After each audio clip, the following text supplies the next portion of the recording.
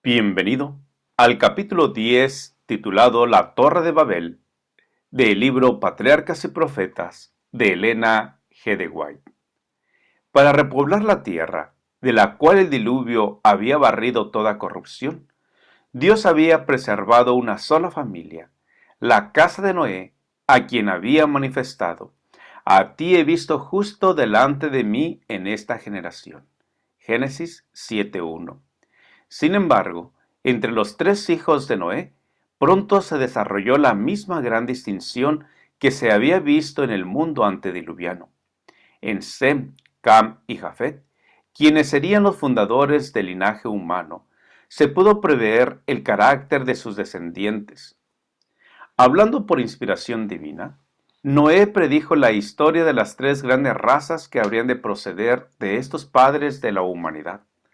Al hablar de los descendientes de Cam, refiriéndose al hijo más que al padre, manifestó Noé: maldito sea Canaán, siervo de siervos será sus hermanos. Génesis 9:25. El monstruoso crimen de Cam demostró que hacía mucho que la reverencia filial había desaparecido de su alma, y reveló la impiedad y la vileza de su carácter. Estas perversas características se perpetuaron en Canaán y su descendencia, cuya continua culpabilidad atrajo sobre ellos el juicio de Dios. En cambio, la reverencia manifestada por Sem y Jafet hacia su padre y hacia los estatutos divinos prometía un futuro más brillante a sus descendientes. Acerca de estos hijos fue declarado: bendiga Jehová mi Dios a Sem, y sea Canaán su siervo. Engrandezca Dios a Jafet, que habite en las tiendas de Sem, y sea Canaán su siervo. Génesis 9:26 y 27. El linaje de Sem iba a ser del pueblo escogido, del pacto de Dios, del Redentor prometido. Jehová fue el Dios de Sem. De él descendería Abraham y el pueblo de Israel, por medio del cual habría de venir Cristo. Bienaventurado el pueblo cuyo Dios es Jehová. Salmo 144:15. Y Jafet habite en las tiendas de Sem. Los descendientes de Jafet habían de disfrutar muy especialmente de las bendiciones del Evangelio. La descendencia de Canaán bajó hasta las formas más degradantes del paganismo. A pesar de que la maldición profética los había condenado a la esclavitud, la condena fue aplazada durante siglos. Dios sobrellevó su impiedad y corrupción hasta que traspasaron los límites de la paciencia divina. Entonces fueron desposeídos y llegaron a ser esclavos de los descendientes de Sem y de Jafet. La profecía de Noé no fue una denuncia arbitraria y airada ni una declaración de favoritismo. No fijó el carácter y el destino de sus hijos, pero reveló cuál sería el resultado de la conducta que habían escogido individualmente y el carácter que habían desarrollado.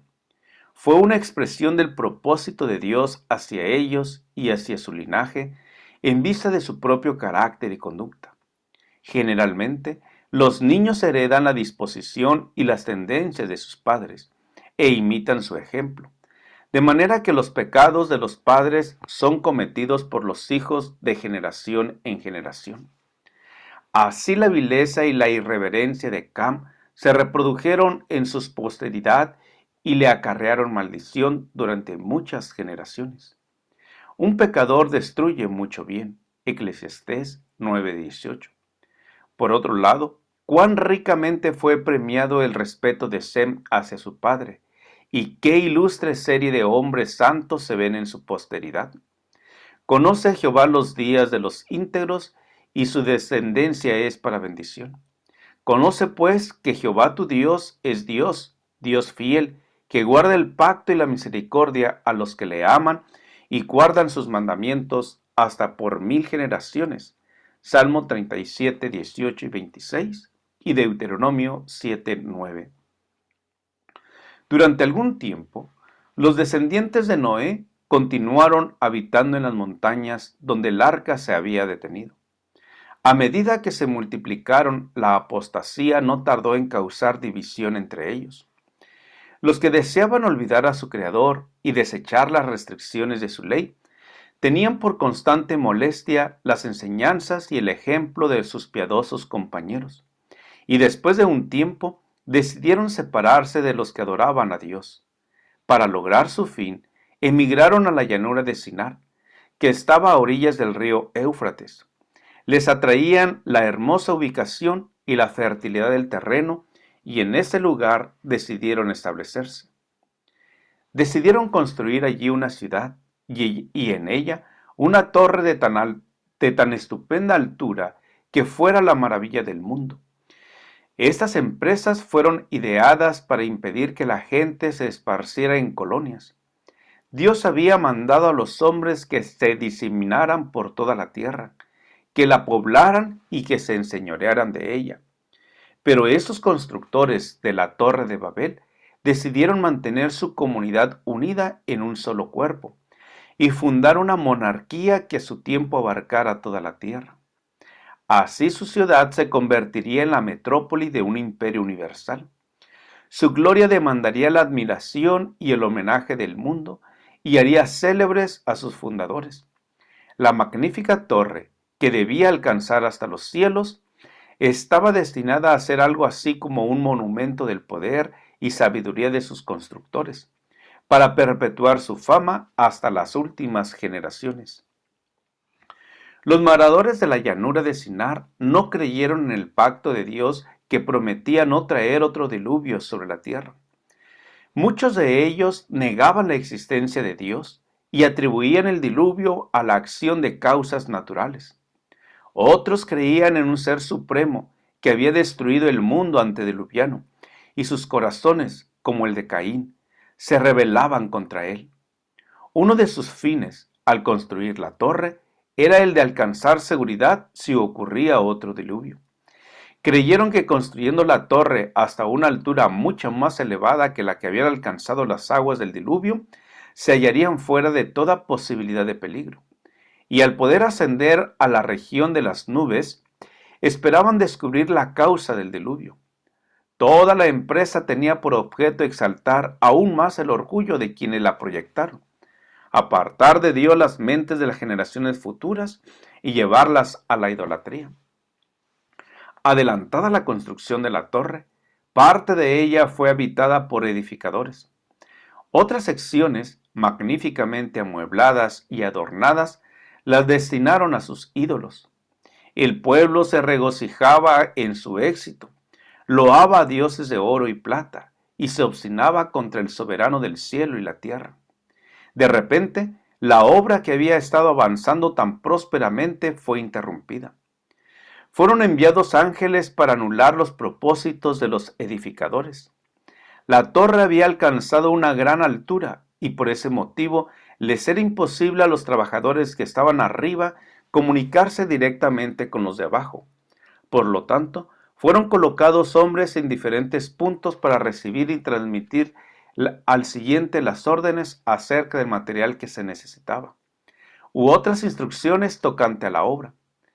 Al pasar los mensajes de uno a otro, el lenguaje se les confundía de modo que pedían un material que no necesitaban, y las instrucciones dadas eran a menudo contrarias a las recibidas. Esto produjo confusión y consternación. Toda la obra se detuvo. No había armonía ni cooperación. Los edificadores no podían explicarse aquellas extrañas equivocaciones entre ellos, y en su ira y desengaño se dirigían reproches unos a otros. Su unión terminó en lucha y en derramamiento de sangre. Como prueba del desagrado de Dios, cayeron rayos del cielo que destruyeron la parte superior de la torre y la derribaron. Se hizo sentir a los hombres que hay un Dios que reina en los cielos. Hasta esa época, todos los hombres habían hablado el mismo idioma. Ahora los que podían entenderse se reunieron en grupos y unos tomaron un camino y otros otro. Así los esparció Jehová desde allí sobre la faz de la tierra. Génesis 11:8. Esa dispersión obligó a los hombres a poblar la tierra y el propósito de Dios se alcanzó por el medio empleado por ellos para evitarlo.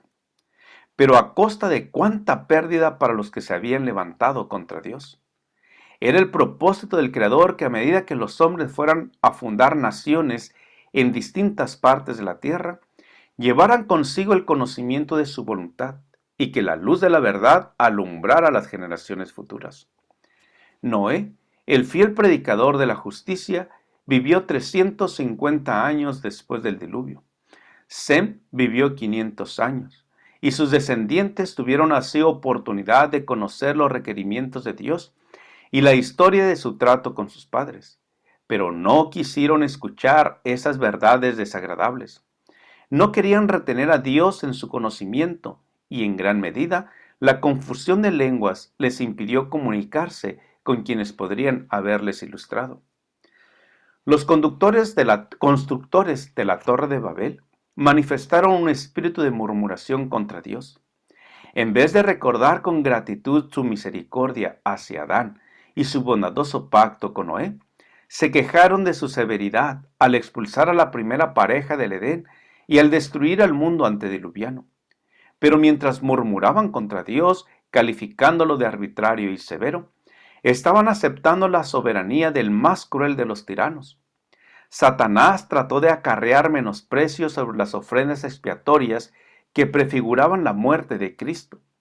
Y a medida que la mente de los hombres iba entenebreciéndose con la idolatría, los indujo a falsificar estas ofrendas y a sacrificar sus propios hijos sobre los altares de sus dioses. A medida que los hombres se alejaban de Dios, los atributos divinos, la justicia, la pureza y el amor, fueron reemplazados por la opresión, la violencia y la brutalidad. Los hombres de Babel habían decidido establecer un gobierno independiente de Dios. Sin embargo, había algunos entre ellos que temían al Señor, pero que habían sido engañados por las pretensiones de los impíos y enredados por sus ardides. Por amor a estos, el Señor retardó sus juicios y dio también a los seres humanos para que revelaran su carácter verdadero, y dio tiempo a los seres humanos para que revelaran su carácter verdadero. A medida que esto se cumplía, los hijos de Dios trabajaban por hacerles cambiar sus propósitos, pero los hombres estaban completamente unidos en su atrevida empresa contra el cielo. Si no hubieran sido reprimidos, habrían desmoralizado al mundo cuando todavía era joven. Su confederación se fundó en la rebelión. Era un reino que se establecía para el ensalzamiento propio, en el cual Dios no iba a tener soberanía ni honor. Si se hubiera permitido esta confederación, un formidable poder habría procurado desterrar la justicia, la paz, la felicidad y la seguridad de este mundo. En lugar del estatuto divino que es santo y justo y bueno, Romanos 7:12, los hombres estaban tratando de establecer leyes que satisficieran su propio carácter cruel y egoísta. Los que temían al Señor le imploraron que intercediese. Y descendió Jehová para ver la ciudad y la torre que edificaban los hijos de los hombres. Génesis 11:5. Por misericordia hacia el mundo, Dios frustró el propósito de los edificadores de la torre y derrumbó el monumento de su osadía. Por misericordia, confundió su lenguaje y estorbó sus propósitos de rebelión. Dios soporta pacientemente la perversidad de los hombres, dándoles amplia oportunidad para arrepentirse, pero toma en cuenta todos sus ardides para resistir la autoridad de su justa y santa ley. De vez en cuando la mano invisible que empuña el cetro del gobierno se extiende para reprimir la iniquidad. Se da evidencia inequívoca de que el Creador del universo, el que es infinito en sabiduría, amor y verdad, es el gobernante supremo del cielo y de la tierra, cuyo poder nadie puede desafiar impunemente. Los planes de los constructores de la Torre de Babel terminaron en vergüenza y derrota. El monumento de su orgullo sirvió para conmemorar su locura, pero los hombres siguen hoy el mismo sendero, confiando en sí mismos y rechazando la ley de Dios. Es el principio que Satanás trató de practicar en el cielo, el mismo que siguió a Caín al presentar su ofrenda. Hay constructores de torres en nuestros días. Los incrédulos formulan sus teorías sobre supuestas deducciones de la ciencia y rechazan la palabra revelada de Dios. Pretenden juzgar el gobierno moral de Dios, desprecian su ley y se jactan de la suficiencia de la razón humana. Y si no se ejecutan enseguida la sentencia para castigar una mala obra, el corazón de los hijos de los hombres se dispone a hacer lo malo. Eclesiastés 8:11. En el mundo que profesa ser cristiano, muchos se alejan de las claras enseñanzas de las Sagradas Escrituras y construyen un credo fundado en especulaciones humanas y fábulas agradables, y señalan su torre como una manera de subir al cielo. Los hombres penden admirados de los labios elocuentes que enseñan que el transgresor no morirá, que la salvación se puede obtener sin obedecer la ley de Dios. Si los que profesan ser discípulos de Cristo aceptaran las normas de Dios, se unirían entre sí. Pero mientras se exalte la sabiduría humana sobre la santa palabra, habrá divisiones y disensiones. La confusión existente entre los credos y sectas contrarias se presentan adecuadamente por el término Babilonia, que la profecía aplica a las iglesias mundanas de los últimos días. Muchos procuran hacerse un cielo adquiriendo riquezas y poder. Se mofan y hablan con maldad de hacer violencia. Hablan con altanería. Salmo 73:8. Pisotean los derechos humanos y desprecian la autoridad divina. ¿Podrían los orgullosos ejercer momentáneamente gran poder y tener éxito en todas sus empresas? Pero al fin solo encontrarán desilusión y miseria. El tiempo de la investigación de Dios ha llegado. El Altísimo descenderá para ver lo que los hijos de los hombres han construido. Su poder soberano se revelará. Las obras del orgullo humano serán abatidas. Desde los cielos miró Jehová y vio a los hijos de los hombres. Desde el lugar de su morada miró sobre todos los habitantes de la tierra. Jehová hace nulo el plan de las naciones y frustra las maquinaciones de los pueblos. El plan de Jehová permanecerá para siempre, los pensamientos de su corazón por todas las generaciones. Salmo 33, 13, 14, 10 y 11. ¿Te gustaría saber qué es lo que pasó? Te invito para que continúes en el siguiente capítulo. Jehová te bendiga y te guarde. Jehová haga resplandecer su rostro sobre ti y tenga de ti misericordia.